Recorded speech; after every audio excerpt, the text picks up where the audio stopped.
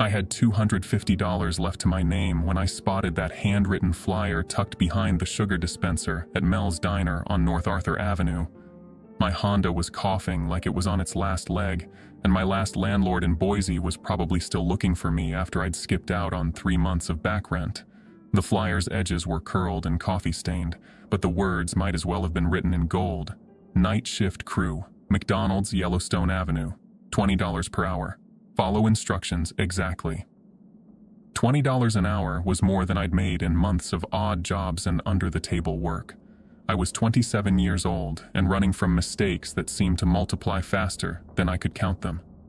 Pocatello, Idaho felt like the kind of place where a guy could disappear, start over, maybe figure out how to be human again. The waiter who served my coffee looked like he'd been working at Mel's since the Carter administration. His nameplate read Earl, and when he noticed me staring at the flyer, his weathered hand started shaking just enough to rattle the coffee pot. "That McDonald's gets funny after dark," Earl said, his voice dropping to barely above a whisper. His eyes darted toward the window, like he expected something to be watching from the parking lot. "Been that way for years. Good money, though, if you can stomach it." I shrugged it off, bills didn't pay themselves, and pulled out my phone to text the number. How bad could flipping burgers in the dead of night really be?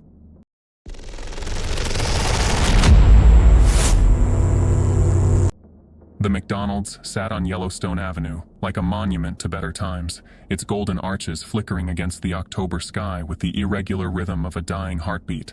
Half the letters on the main sign had burned out, leaving it reading McDonald's in stuttering neon. The parking lot stretched cracked and empty, weeds pushing through asphalt like fingers clawing their way out of a grave. I pulled my Honda into a spot near the front doors, the engine giving one last tubercular cough before falling silent. The building looked like it had been transplanted from 1987 and left to rot. Brown brick walls stained with years of weather, windows that reflected nothing but darkness, even with the lights on inside. The PlayPlace edition jutted out from the side like a tumor, its plastic tubes and slides visible through grimy windows, twisting into shadows that seemed too deep for the space they occupied. The automatic doors wheezed open as I approached, releasing a wave of air thick with grease and something sharper, burnt sugar mixed with electrical ozone, like the smell right before lightning struck. Inside, the fluorescent lights buzzed with insect intensity, casting everything in a sickly yellow glow that made my skin look jaundiced. The dining area stretched empty before me, sticky tables and hard plastic chairs arranged around a PlayPlace that looked like it hadn't seen a child in years. The tubes twisted and turned in configurations that hurt to follow with your eyes, disappearing into corners where the light didn't quite reach. A Ronald McDonald poster peeled away from one wall, its red and yellow grin too wide, too knowing, like it was in on some joke I didn't understand yet. "You Riley?" I turned to find a woman approaching from behind the counter, her McDonald's polo crisp despite the decay surrounding us. She was maybe 50, with steel gray hair pulled back in a ponytail that had seen better decades and eyes that sized me up like she was evaluating a used car. Her handshake was firm enough to crack knuckles. "Gloria Hendricks, manager," she said. "You're early. I like that. Figured I'd get a look at the place before starting." Smart. Her gaze flicked around the dining room, settling briefly on the PlayPlace before snapping back to me. "Come on, let me show you around and introduce you to your crew." She led me past the counter, where the fryer hummed low and constant, a sound that seemed to vibrate in my chest cavity. The kitchen was cleaner than I'd expected, but felt wrong somehow, like a stage set that was trying too hard to look normal. The McFlurry machine groaned softly to itself in the corner, and I could swear the freezer door was trembling slightly, though there was no wind inside. "Marcus," Gloria called toward the back office, "come meet the new guy." A lanky man emerged, wiping his hands on a rag that had seen better days. He was maybe 40, with dark hair going gray at the temples and a grin that didn't quite reach his eyes. 5 years of night shifts had carved lines around his mouth that spoke of too much coffee and not enough sleep. "Fresh meat," Marcus said, extending a hand. "Welcome to the glamorous world of overnight McDonald's. Hope you like the smell of French fry oil and existential dread." Before I could respond, another figure appeared from the walk-in cooler. Lena was 35, compact and alert, with hands that moved in small, nervous gestures like she was constantly checking for threats. Her dark hair was pulled back severely, and when she looked at me, I felt like I was being X-rayed. 8 years, she said without preamble. That's how long I've been working nights here. Longest anyone's lasted since I started. Lena's our resident optimist, Marcus said, his grin faltering slightly under her stare. Gloria cleared her throat. All right, enough chit-chat. Riley, you need to understand something about this job.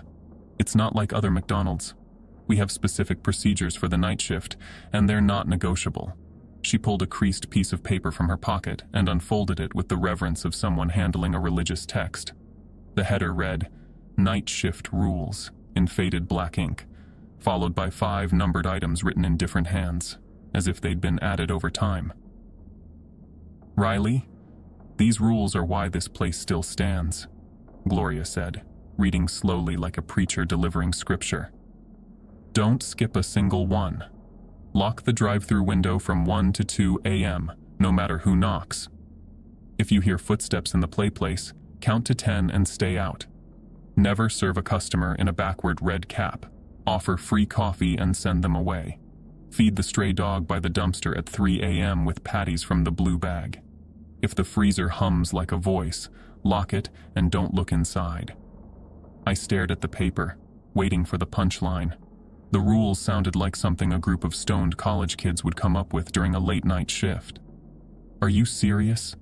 Dead serious, Gloria said. These rules are why this place is still standing. Marcus chuckled, but it sounded forced. Don't let the spooky list scare you, kid. It's all hazing. Every McDonald's has weird night shift traditions. Lena's voice cut through his laughter like a blade. Marcus talks too much. The rules aren't a game. Her eyes never left mine. Follow them, or you won't last. I found myself caught between Marcus's easy dismissal and Lena's intensity, like standing between 2 different versions of reality. The smart thing would have been to ask questions, but something about the way Gloria was watching me suggested that curiosity might not be welcome. Questions? Gloria asked, already backing toward the door. When do I get paid? Cash. End of shift. 7 a.m. sharp. She tossed me a uniform shirt and a set of keys that felt heavier than they should have. The keys were old, worn smooth by countless hands, and they seemed to pulse with their own weight. Lena will show you the ropes. Marcus, play nice. Gloria's pickup disappeared into the fog, rolling in from the interstate, leaving me alone with my new co-workers. The McDonald's felt different without her there. Bigger somehow, like the walls had stepped back to give us room for whatever was coming. I grabbed the logbook from the break room, its pages yellowed and worn smooth by countless hands. The entries were sparse but telling. Knocking, 1:15 a.m., ignored. Footsteps in tubes, 2:30 a.m., counted to 10. Red cap customer, 3:45 a.m., gave coffee, left immediately. Different handwriting told the story of different guards, all following the same inexplicable rules. A Happy Meal toy sat on the counter next to the register, a plastic clown with eyes that caught the fluorescent light wrong, like they were made of something that reflected more than it received. The grin was too wide, too knowing, and when I looked at it directly, I felt a chill run down my spine. Lena must have noticed me staring because she reached over and turned it face down. Don't look at it too long, she said. Gives me the creeps.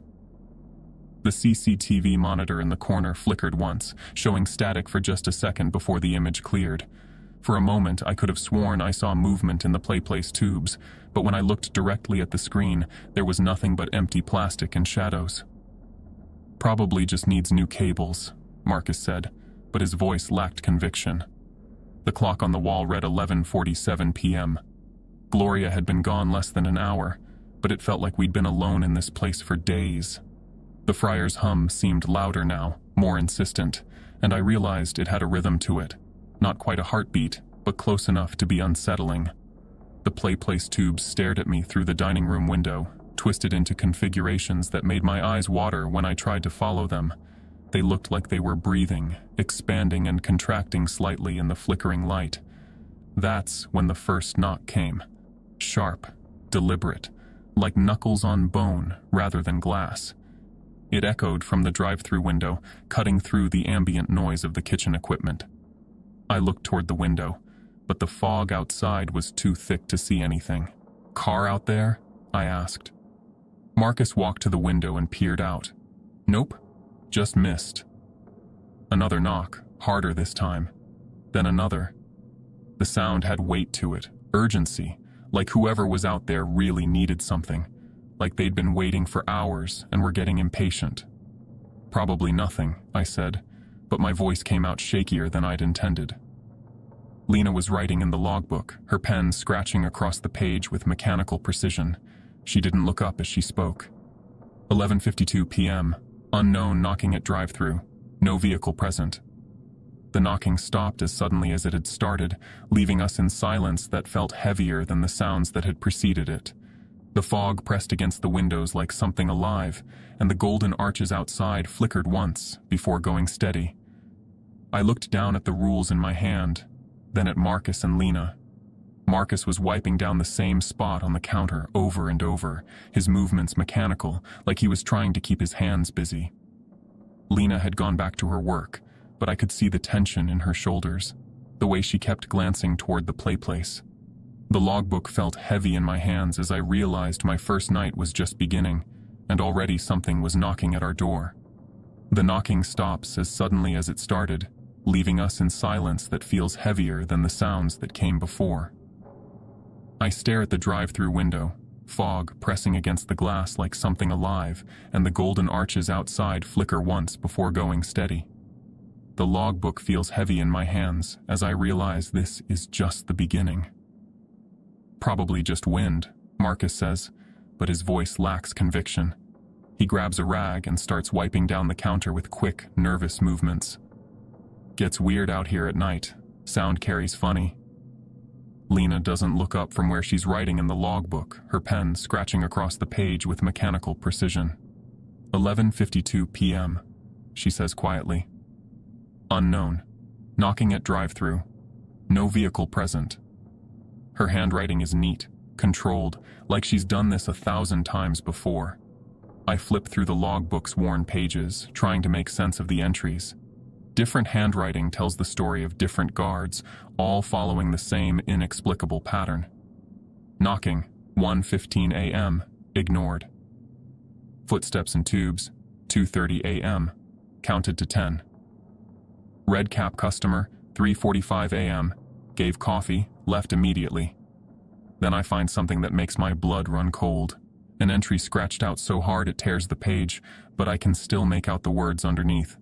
Red cap, 1982, never should have. The rest is obliterated, like someone tried to erase it from existence. "What happened in 1982? I ask, looking up at Marcus and Lena. Marcus's rag freezes mid-wipe. "Nothing. Just some old..." "Don't." Lena cuts him off, her voice sharp as broken glass. She gives me a look that could freeze hell over. Questions like that get you in trouble. I want to push, but something about Lena's expression makes me shut my mouth. The tension between them crackles like electricity, and I'm starting to understand I'm caught in the middle of something bigger than a simple night shift job.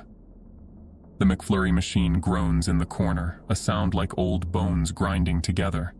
I glance at it and swear the plastic casing is vibrating slightly, though there's no wind inside. The PlayPlace tubes visible through the dining room window seem to twist into darker shapes, shadows pooling in places where shadows shouldn't be. "Let's focus on work," I say, trying to sound normal. "What do I need to do?" Marcus brightens, grateful for the change of subject. "Stock the freezer, clean the fryer, basic maintenance stuff, nothing too complicated." He hands me a pair of rubber gloves. "Just remember the rules, and you'll be fine." I pull on the gloves and get to work. The McDonald's feels different now that Gloria's gone, bigger somehow, like the walls have stepped back to give us room for whatever's coming. I mop the floor, but the grease stains seem to move when I'm not looking directly at them. I'm imagining it, right? Just tired eyes and nervous energy playing tricks on me.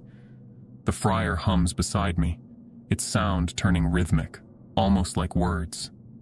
I pause, listening, but when I focus on it, it's just machinery noise. Still, something about the sound makes my skin prickle, like fingernails on a chalkboard. At 12:30 a.m., a trucker comes in, baseball cap pulled low over his eyes. He orders a Big Mac and fries, nothing unusual, but as he's waiting, he glances around the dining room and mumbles, "Place still gives me the creeps, ever since that '82 thing." My ears perk up, but when I try to make eye contact, he clams up and focuses on his phone.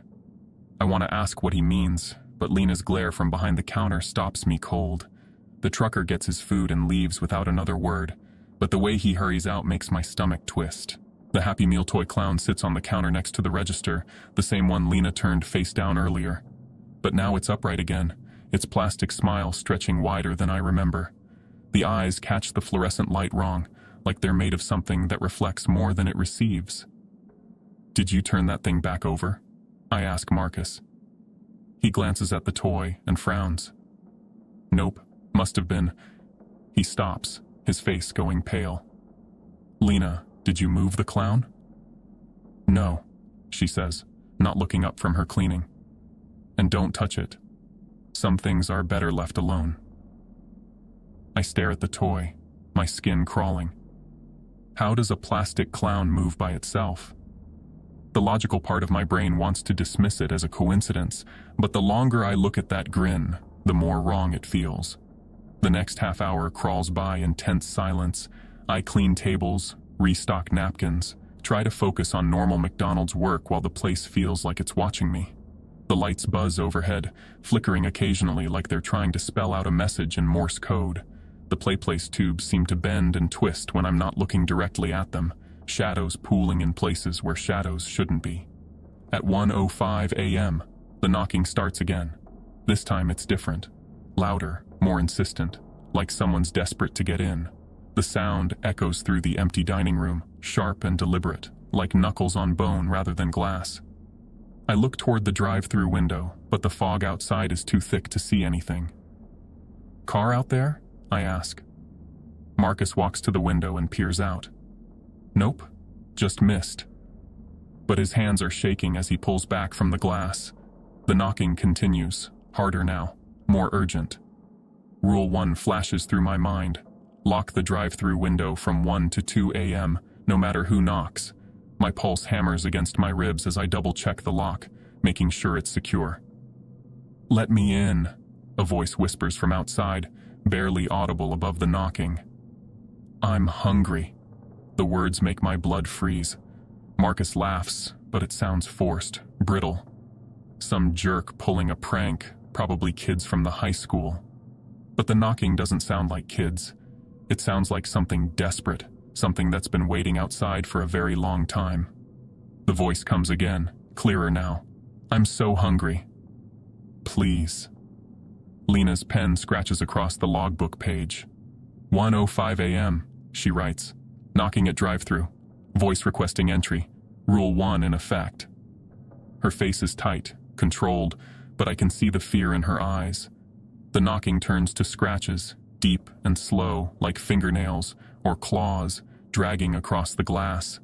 The sound makes my teeth ache, and I have to fight the urge to cover my ears. Whatever's out there, it's not giving up. "I'm hungry," the voice whispers again, and this time it sounds like it's coming from inside the building, from the speakers in the dining room. "So hungry." The scratching continues for what feels like hours but is probably only minutes. Deep gouges appear in the glass, visible even through the fog, like something with very sharp fingernails is trying to claw its way inside. The sound vibrates through the floor tiles, up through my bones, making my whole body feel like a tuning fork. Then, at exactly 2 a.m., it stops. The silence that follows is deafening. I stare at the drive-thru window, at the deep scratches now visible in the glass, and try to process what just happened. Those gouges look like they go all the way through the glass, but the window isn't broken. How is that possible? "That wasn't just wind, was it?" I say, my voice shaking. "It said, hungry." Marcus wipes his hands on his rag, but they're still trembling. "Ease up, newbie. Probably some drunk messing around. You'd be amazed what people do for kicks out here. But I can see the lie in his eyes, the way he won't look directly at the scratched window.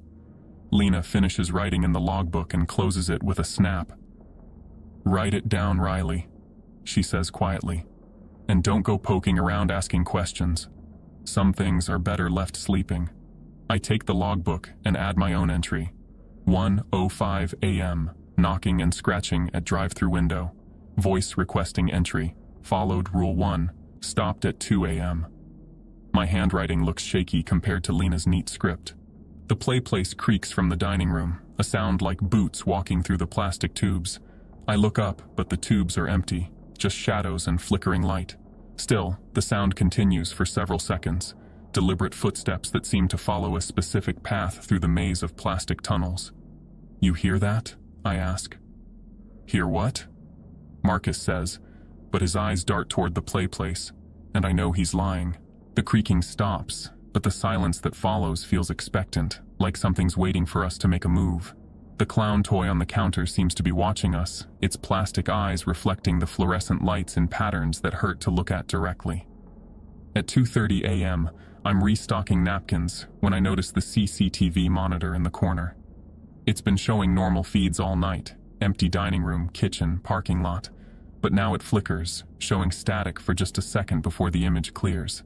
For a moment, I swear I see movement in the PlayPlace tubes, but when I look directly at the screen, there's nothing but empty plastic and shadows. "Camera probably just needs new cables," Marcus says, but his voice lacks conviction. I'm tossing fries in the fryer when its hum shifts, becoming more rhythmic, almost musical. The sound makes my skin crawl, and I step back from the oil, watching the surface bubble and pop. The hum grows louder, more insistent, and I swear I can hear my name buried in the mechanical noise. "Riley," the fryer seems to whisper. "Riley, Riley, Riley." I look at Lena, who's gone completely still, staring at the PlayPlace like she's seen a ghost. Her face is white, her hands gripping the counter so hard her knuckles are bloodless. "It's early tonight," she whispers, and my stomach drops. "What's early?" I ask, but I already know I don't want to hear the answer. The fryer's chant grows louder, the name echoing through the kitchen like a prayer or a curse. The PlayPlace tubes seem to pulse with their own heartbeat, and the golden arches outside flicker red through the fog, casting everything in a bloody glow. "What's happening?" I ask, my voice barely above a whisper. Lena finally looks at me, her eyes wide with terror. "The footsteps," she says. "They usually don't start until after 3 a.m., but tonight." She doesn't finish the sentence, but she doesn't need to. I can hear it now, the sound of something heavy moving through the PlayPlace tubes, getting closer with each passing second. The fryer keeps chanting my name, and I realize with growing horror that whatever's in those tubes knows exactly who I am. The logbook feels heavy in my hands as I prepare to write another entry, knowing that my second night is just getting started. "It's early tonight," Lena whispers, and my stomach drops like a stone through ice water. The fryer's hum fades back to its normal mechanical drone, but my heart keeps hammering against my ribs like it's trying to escape my chest. "What's early?" I ask, but I already know I don't want to hear the answer.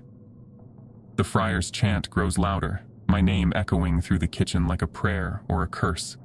The PlayPlace tubes seem to pulse with their own heartbeat, and the golden arches outside flicker red through the fog, casting everything in a bloody glow. "The footsteps," Lena says, her voice barely above a whisper. "They usually don't start until after 3 a.m., but tonight..." She trails off, her hands gripping the counter so hard her knuckles are white as bone. I look at the clock on the wall, 2:15 a.m. Still hours left on this shift, and already the place feels like it's coming apart at the seams. That's when I hear them. Clatter, clatter, clatter. Heavy footsteps echo from the PlayPlace like boots stomping through the plastic tubes. The sound reverberates through the empty dining room, hollow and wrong, like someone's deliberately making noise to let us know they're there, but not someone. Something. I take a step toward the PlayPlace door, curiosity overriding every instinct that's screaming at me to run. Who could be in there? We locked up, right? Don't! Lena grabs my arm, her fingers digging in like claws. Rule 2, count to 10 and stay out. The footsteps get louder, more insistent, like whoever's up there is getting angry. Clatter, clatter, thump. Something heavy hits the plastic, and I swear I can see the tubes shaking from where we stand. 1. Lena starts counting, her voice tight with fear. 2, 3. Marcus and I join in, our voices a whispered chorus in the buzzing fluorescent light. 4, 5, 6. The footsteps stop moving, but don't go away. Instead, they settle into a rhythm. Tap, tap, tap, like someone's drumming their fingers against the plastic, waiting for us to make a move. 7, 8, 9. The tapping stops. The PlayPlace falls silent. The only sound is our breathing and the constant hum of the kitchen equipment. 10. Lena releases my arm, leaving finger-shaped bruises on my skin. The silence stretches between us like a held breath, and I realize I'm sweating despite the McDonald's air conditioning. What the hell was that? I ask, my voice shakier than I want it to be. Something that shouldn't be here, Lena says. She's writing in the logbook again, her pen scratching across the page. 2:15 a.m. Footsteps in PlayPlace, counted to 10. Rule 2 followed.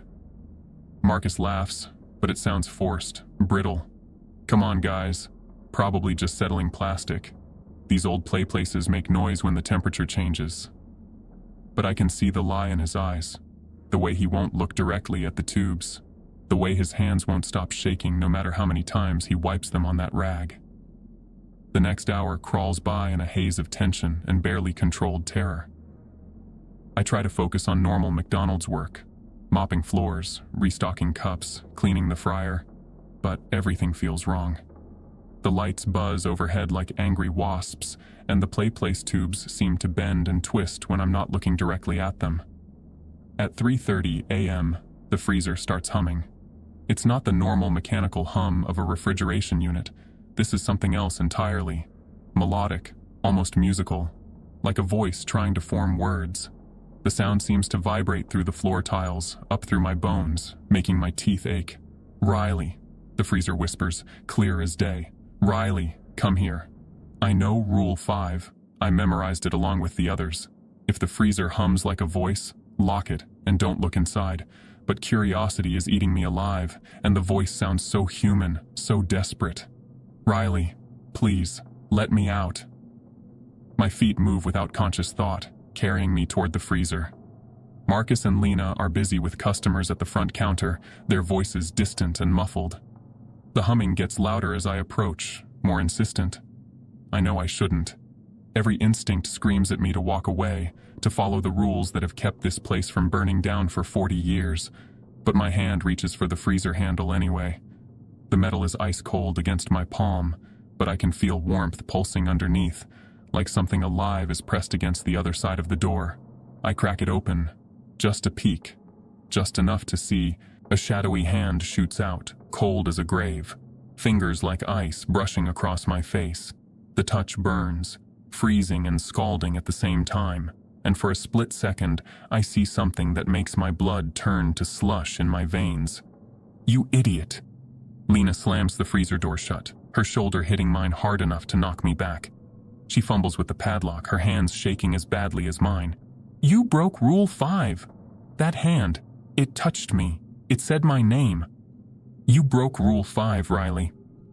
That thing's been here since '82, hunting. Lena snaps the lock closed with a sound like breaking bones. Of course it knew your name. It's been listening to us all night. The CCTV monitor in the corner flickers, showing static for just a second before the image clears. For a moment that stretches like eternity, I see a figure crawling through the PlayPlace tubes. Tall, impossibly thin, wearing a backward red cap. Its eyes are black holes that seem to stare directly into the camera, directly at me. Then it's gone, and the monitor shows nothing but empty plastic and shadows. What the hell is that thing? I ask, my voice barely above a whisper. Lena looks at Marcus, some silent communication passing between them. Finally, she speaks, her voice heavy with years of secrets. Back in 1982, there was a night manager here named Dave. Good guy, been working McDonald's for years, thought he knew better than some old rules on a piece of paper. She glances toward the PlayPlace, her face pale in the fluorescent light. One night, a customer came in wearing a backward red cap. Real, wrong-looking guy, but Dave served him anyway. Figured the rules were just pranks. What happened? I ask, though I'm not sure I want to know. The PlayPlace changed that night. Tubes started bending in ways they shouldn't, shadows pooling where there wasn't anything to cast them, and something got trapped inside. Something hungry. She turns to Marcus, her eyes hard. Tell him about your screw-up. Marcus's rag freezes in his hands. Lena, don't. Tell him! Marcus sets down the rag, his hands visibly shaking. 3 years ago, I broke Rule 3, served a guy in a backward red cap because I thought I knew better. His voice drops to barely above a whisper. I saw eyes in the tubes that night, dozens of them just watching, waiting. I messed up once, Lena. Doesn't mean we're toast. Your screw-ups wake it up, Lena says, her voice sharp with accusation. Every time someone breaks a rule, it gets stronger, more real. That's why we follow them, Marcus. That's why they exist. The tension between them crackles like electricity, and I realize I'm caught in the middle of something that's been building for years. Marcus's guilt, Lena's trauma, all of it centered around this place and the thing that lives in its walls. At 3 a.m. exactly, I remember Rule 4. Feed the stray dog by the dumpster with patties from the blue bag. I need to go outside, I tell Lena, grabbing the blue bag from the freezer. My hands are still shaking from the encounter, but the rules are all we have now. The side door squeals open, and I step into the fog-shrouded parking lot. The stray dog is there, just like always, but tonight it's different. Its eyes glow red in the emergency lighting, and when it sees me, it snarls. Not at me, but at the McDonald's behind me, at the PlayPlace windows. I drop the patties and back toward the door. The dog devours them hungrily, but its eyes never leave the building, like it's standing guard, like it knows something's coming. Back inside, the atmosphere has grown even thicker. The fryer's hum has turned into a constant chant, my name echoing from deep within the oil. The PlayPlace tubes are definitely moving now, expanding and contracting like they're breathing. At 4 a.m. the front door chimes. A man walks in, maybe 60, wearing jeans and a baseball cap. Nothing unusual about him except for one detail that makes my blood freeze. His cap is on backward, the brim pointing toward his neck instead of shading his face. And it's red. Bright, vivid red. Rule 3 flashes through my mind like a neon sign. Never serve a customer in a backward red cap, offer free coffee, and send them away. The man approaches with a slow, shambling gait that reminds me of something dead trying to remember how to walk. His eyes are hidden in shadow, but I can feel them watching me, evaluating me. Can I help you? I ask, my voice cracking slightly. Burger, he demands, his voice a dry rasp. And fries. Now. I look at his cap again, red, backward, exactly like the rule warned about. I grab a cup and pour coffee, black and steaming. Here, I say, sliding it across the counter. On the house. Sorry, but we're having some equipment problems tonight. The man's hand brushes mine as he takes the cup, and his skin is ice cold, like he's been standing outside in the fog for hours. He smiles, and that's when I see his teeth. Black as tar, filed to points like a predator's. Thank you, he says, taking a sip. His smile widens, showing more of those terrible teeth. Very considerate. He walks to a table in the corner and sits down, the cup untouched in front of him.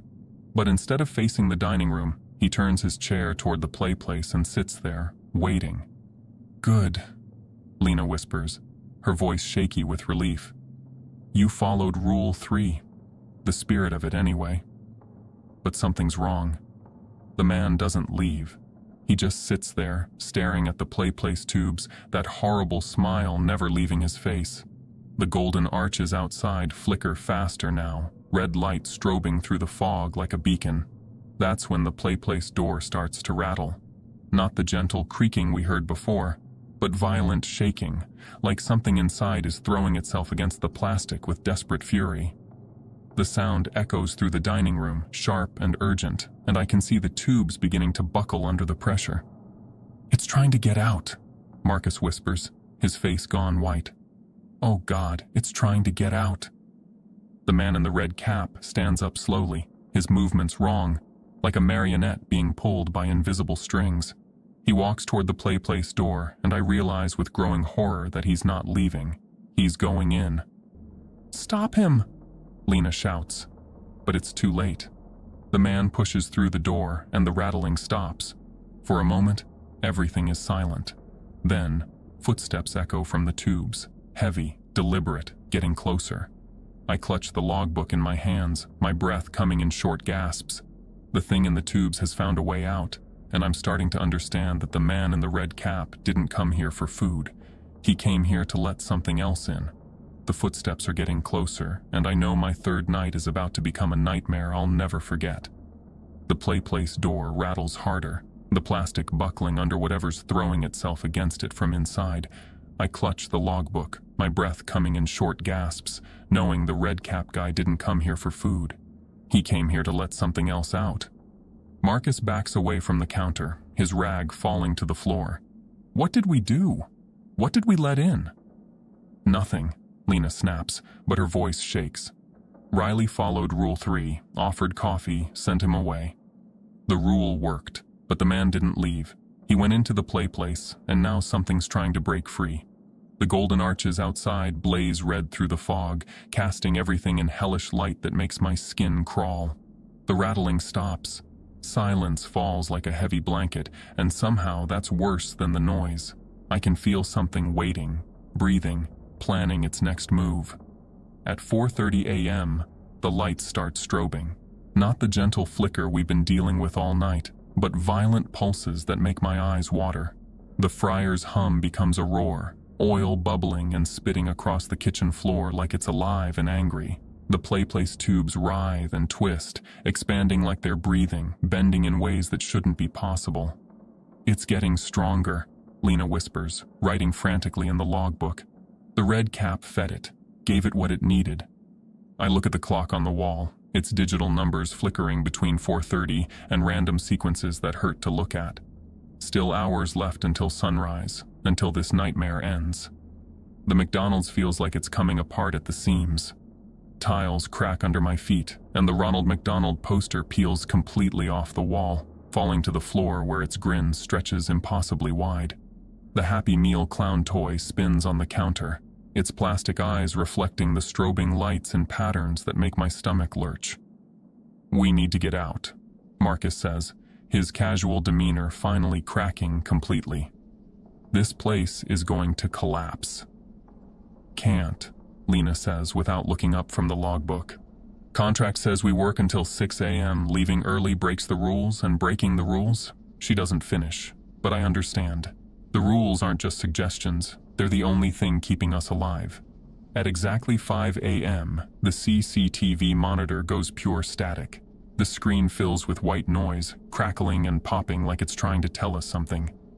Then the PlayPlace door flies open with a sound like breaking bones, and footsteps thunder through the tubes. Not the careful scratching from before, but the heavy boots of something that's done hiding. The monitor flickers back to life, and I see it clearly for the first time. A red-capped figure crawling through the PlayPlace tubes with inhuman speed, its limbs bending wrong, moving like a spider with too many joints. Its eyes are black holes that seem to stare directly into the camera, directly at me, and when it opens its mouth, I see row after row of teeth, like broken glass. "Jesus Christ," I breathe, backing away from the screen. The thing reaches the main junction where all the tubes meet and stops. It turns its head, too far, a full 180 degrees, and grins at the camera. When it speaks, its voice echoes from every speaker in the restaurant. "Riley," it says, and the voice is mine but wrong, hollow and hungry. "Come play with me, Riley." "Serve it!" Marcus suddenly screams, his composure finally shattering completely. "We can stop this thing. Give it what it wants." He lunges for the grill, grabbing patties and buns, his hands shaking as he starts assembling a burger. "Let's end it, Riley." "Break Rule 3 and feed this thing until it's satisfied." "Don't!" Lena grabs my arm, her fingernails digging in like claws. "The rules are its cage. Feed it and it gets stronger, gets free." I look between them, Marcus frantically building a burger, his eyes wild with panic and guilt, and Lena holding on to me like I'm her lifeline. The thing in the tubes laughs, a sound like metal grinding on bone. "Choose, Riley," it calls, and now it sounds like all three of us at once. "Feed me or watch your friends die." The PlayPlace tubes buckle and crack, plastic splitting as the thing forces its way toward the dining room. I can see its shadow through the translucent walls. Too large, too wrong, moving with purpose that makes my blood freeze. "Lena's right," I say, pulling away from Marcus and grabbing the remaining blue bag patties from the freezer. These patties worked on the dog. Rule 4 exists for a reason. I scatter the patties near the PlayPlace door, forming a rough circle around the entrance. The moment they hit the floor, the thing in the tubes shrieks, a sound that makes the windows vibrate and sends ice picks through my skull. "What are those things?" Marcus asks, staring at the patties. "Bait," Lena says, understanding immediately. "Not for the dog, for this thing. Rule 4 isn't about feeding a stray, it's about containing what lives in the tubes." The footsteps in the PlayPlace slow, then stop. The thing's voice comes again, but quieter now, uncertain. "Clever," it whispers. "But I know you now, Riley. I've tasted your fear. I'll find you wherever you go."